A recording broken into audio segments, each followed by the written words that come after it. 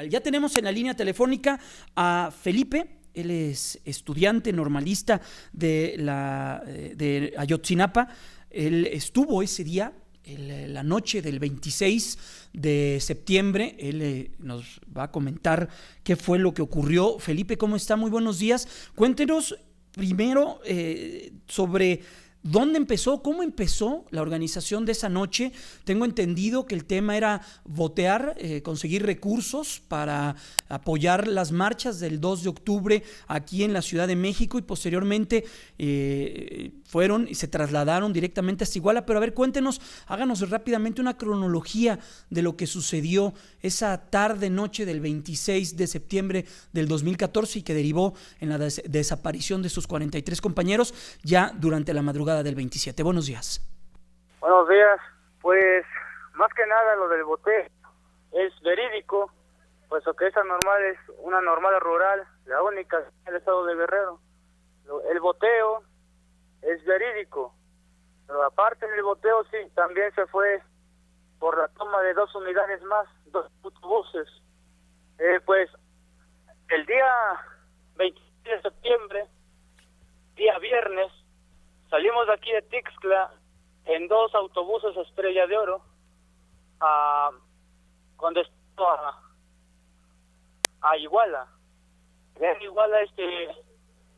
Iguala tomamos la decisión de ir por 2 autobuses directamente a la terminal central de autobuses, a la terminal de autobuses de Coastal Line.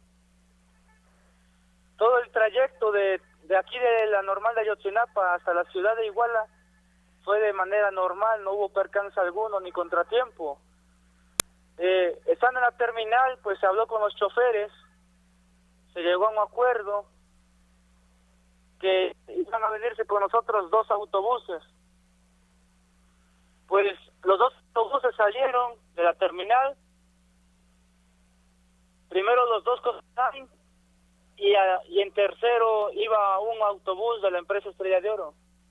El otro autobús en el que nosotros habíamos llegado, pues, se había adelantado ya.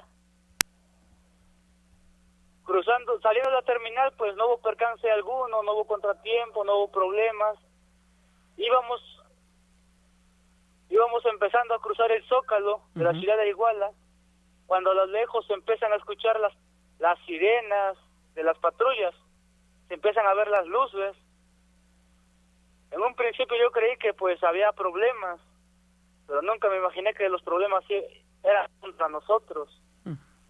Pasando el Zócalo de la ciudad de Iguala, al tercer auto le empiezan a disparar. ¿Desde ese momento? En ese momento, cruzando el Zócalo, los policías municipales empiezan a disparar. Directamente. En ningún momento quisieron hablar con nosotros, en ningún momento nos marcaron el alto. Los policías simplemente accionaron sus armas. Un compañero dice: compañeros, no se asusten, son disparos al aire. Pero cuando nos bajamos, vemos que los policías municipales están apuntando hacia el autobús. Están apuntando hacia el autobús y hacia nosotros que estábamos abajo. Es entonces que tomamos la decisión de regresar al autobús. El autobús en el que yo iba, el tercer autobús, en ningún momento se detiene. En ningún momento. El tercer autobús sigue avanzando a velocidad lenta, un poco lento, porque había mucho tráfico vehicular. Así que íbamos no muy rápido, íbamos a una velocidad lenta. Entonces mi autobús nunca se detiene. Nos subimos y nos bajamos, pero el autobús andando. Los policías iban disparando, pero tiro por tiro, todavía no eran descargas. Al momento de que se escucha la primera descarga, nosotros ya estábamos arriba. Y es entonces cuando decidimos, arriba del tercer autobús, empezar a defendernos con lo que encontrásemos. Encontramos piedras, unas cuantas piedras en la calle, donde empieza la calle Juan Álvarez, ya cruzando el Zócalo de la ciudad de Iguala.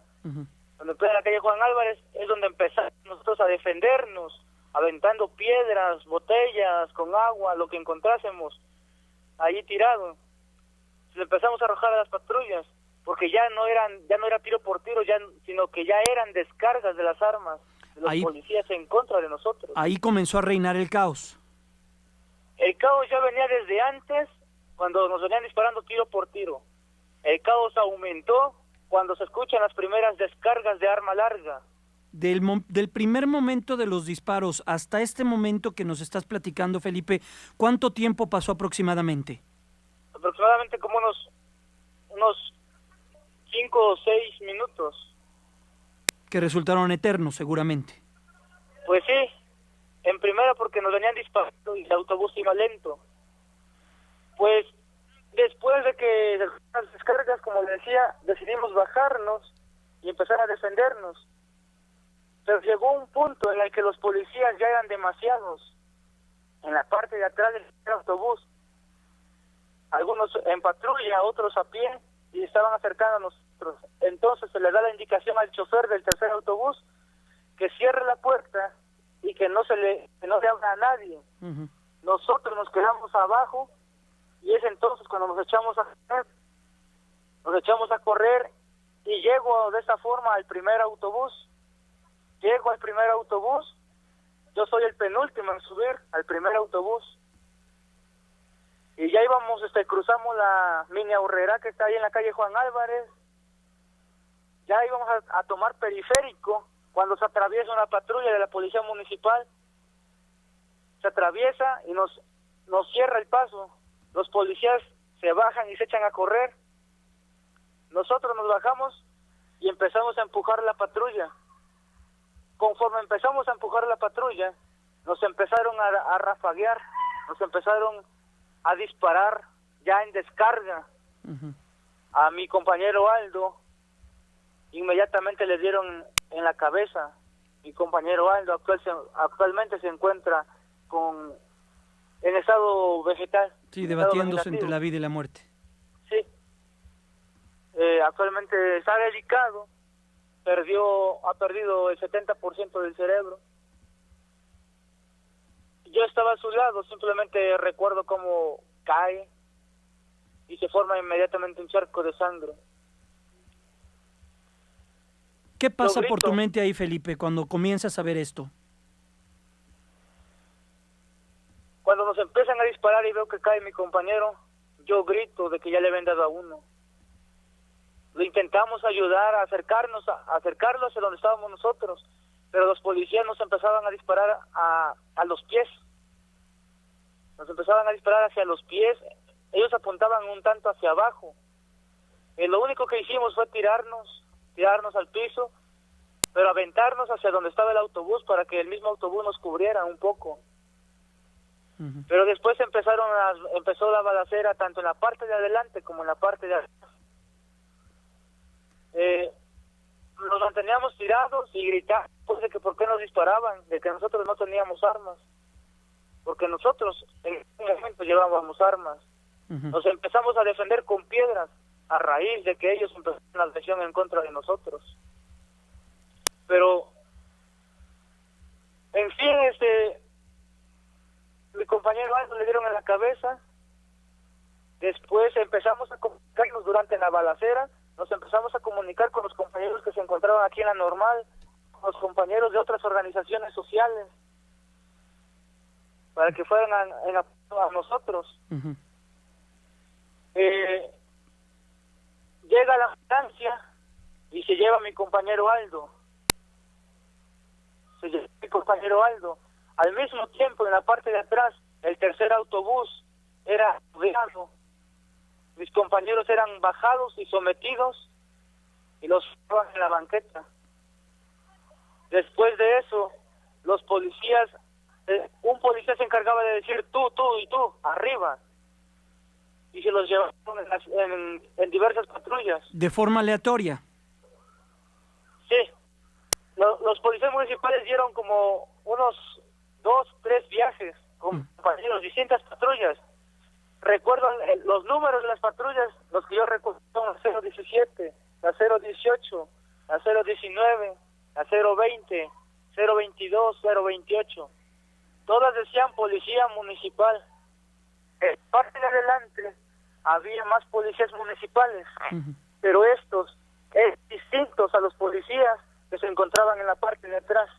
Ok.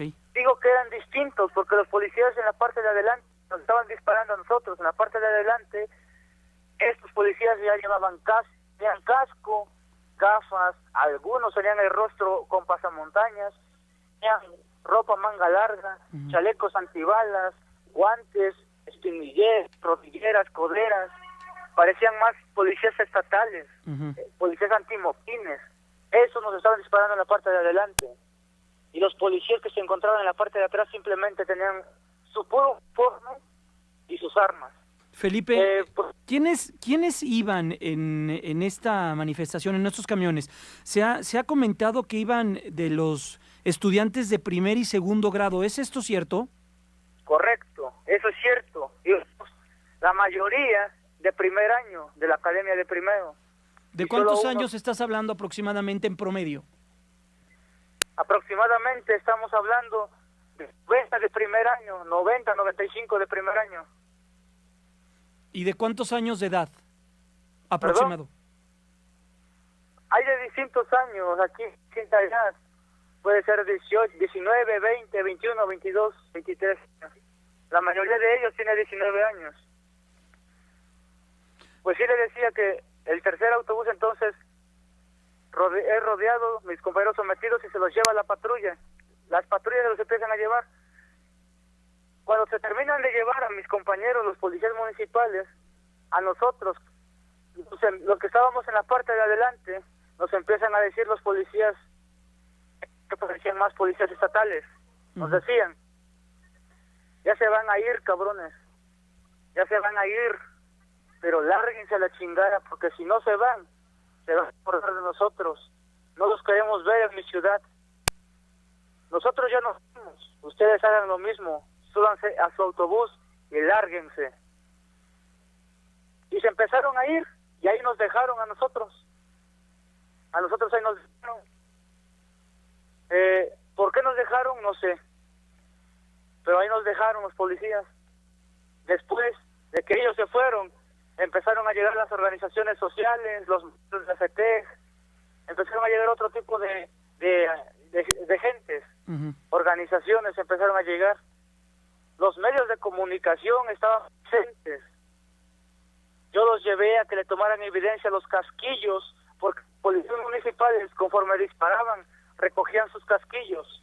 Pero aún así quedaron muchos casquillos tirados, de arma larga, de arma corta, incluso una bala. Dentro del tercer autobús había mucha sangre, en el asiento del chofer, en la palanca y en uno de los primeros asientos, y en el piso del autobús había un charco de sangre. Se le estaba dando la información a los medios de comunicación de lo que había sucedido. Cuando parte de periférico, en la parte oscura del periférico, se escucha otra balacera. Nos estaban volviendo a atacar, nos estaban atacando por segunda ocasión. Todos corrieron la calle Juan Álvarez hacia abajo con dirección al Zócalo. Yo de la esquina le di hacia otro lado, con otro grupo, o un pequeño grupo de compañeros. Un señor nos dio hospedaje y después nos fuimos a la casa de una maestra.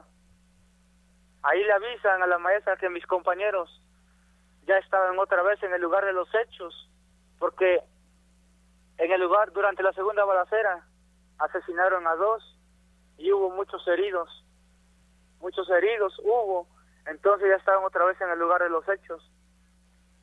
Yo me fui a la fiscalía de la ciudad de Iguala, porque ahí se acordó que nos íbamos a agrupar, nos íbamos a volver a reunir. Aproximadamente a las 3:30 de la mañana, 4 de la mañana, empezamos a declarar. Después de esto, a las 9 de la mañana me informan, me llaman a una sala de juntas, me muestran una fotografía, y la fotografía era de uno de mis compañeros que estaba desollado. El compañero era conocido como el Chilango. Estaba totalmente sin piel en el rostro. Me informaron que ahí lo encontraron 3 cuadras después del lugar de los hechos, aproximadamente a las 7 de la mañana. Lo que más me es de que estando el cuartel militar casi enfrente de donde nos balacearon. La balacera tardó aproximadamente 15 minutos la primera y como otros 5 minutos la segunda. En cerca de 2 horas y media que estuvimos en ese lugar, ninguna autoridad hizo su presencia, estando el cuartel militar casi enfrente de donde nos balacearon. Eso me da más coraje. Terrible lo que nos cuentas, Felipe, pero importante también lo que el día de ayer el Procurador General de la República, Jesús Murillo Caram, dio a conocer sobre las investigaciones. No sé si tengas algún comentario a este respecto. ¿Te merece algún comentario lo que el día de ayer se dio a conocer, la información que se tiene, la zona en la que presuntamente fueron privados de la vida algunas personas? No podemos decirlo y no podemos señalarlo porque las investigaciones aún no dan la certeza de que sean tus compañeros normalistas. Efectivamente, nada asegura que son mis compañeros. Mis compañeros están con vida, mis compañeros están con vida. Esa es mi postura, esa es la postura de la normal de Ayotzinapa. La policía municipal se los llevó con vida y así es como los tiene que regresar. Con respecto a lo que dijo Murillo Caram, testigos, sus testigos más parecen comprados. Sus testigos parecen comprados, que les ofreció algo de dinero. Uno de sus testigos dice que los compañeros o los que ellos detuvieron, a los que les entregaron, que esas personas dijeron que iban por lo del asunto de la esposa del en ese entonces alcalde José Luis Barca. En ningún momento nuestro objetivo fue esa señora. Nos interesa esa señora. Sí. En ningún momento fue sabotear su informe de la señora que se quería lanzar para presidenta de Iguala. En ningún momento nos vamos a gritar consignas a ese evento. Nosotros ni sabíamos de ese evento. Sí. Nosotros íbamos pasando tranquilos por el Zócalo de la ciudad de Iguala, cuando los policías municipales, mandados por quién sabe quién, las investigaciones de la PGR dicen que por José Luis Abarca, nos empezaron a disparar sin motivo alguno, hasta que haya pruebas contundentes. Okay. Los peritos argentinos están trabajando también por aparte, muy independiente. En ellos sí puedo confiar. Yo no puedo confiar en algo en el gobierno porque el mismo Estado se llevó a mis compañeros. Pues Felipe, tenemos que despedirnos. Apreciamos mucho que nos hayas podido dar este testimonio. Tenemos que despedir la transmisión.